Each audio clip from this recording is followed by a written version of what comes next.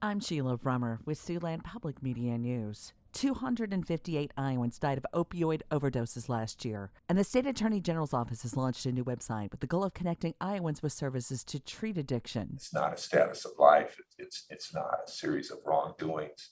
It's a disease. That's Iowa Attorney General Tom Miller, who says the state expects to receive more than $170 million from settlements with opioid manufacturers in the next 18 years.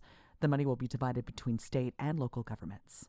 Additional resources can be found at iowaopioidhelp.com. At its regular meeting tonight, the North Sioux City Council will discuss a plan to build a canal onto McCook Lake. Resident Mike Shaquin wants to construct an estimated 1,500-foot-long, 90-foot-wide canal at the southeastern portion of the lake. But that plan has come under fire from townspeople and city officials who say it could put additional strain on what's considered to be a drought-stressed body of water.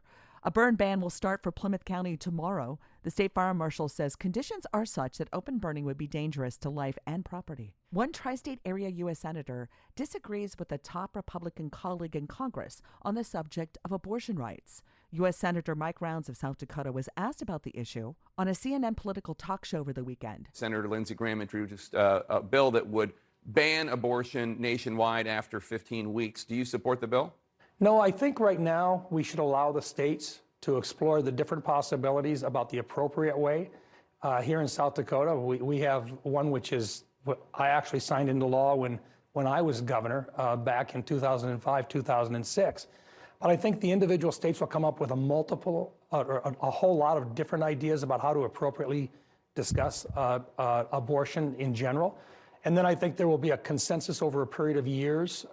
But at this point, to have Congress step back in and to tell all of the states that we know better than them how to handle this is probably not the right direction to go.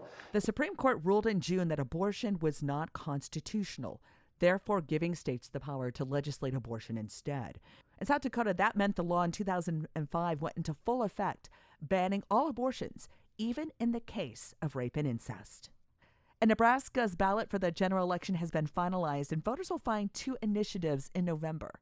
One is a voter ID constitutional amendment, allowing voters to decide on voter ID requirements. The other one surrounds the minimum wage. Early ballots will go out starting on October 3rd in Nebraska. The Iowa Attorney General's office launched a new website for those looking for help with opioid use disorder. Resources can be found at iowaopioidhelp.com. Lynn Hicks is with the state AG's office. He says the website also provides general information about addiction and to reduce stigma around the illness. So not only is this aimed at people suffering from opioid use disorder, as well as their loved ones who want to try to get them help, but also to the public to let them know that this is an illness. 251 Iowans died of overdoses last year due to opioids, according to state data. Nebraska Governor Pete Ricketts honored recipients of the 2022 Governor's Wellness Awards.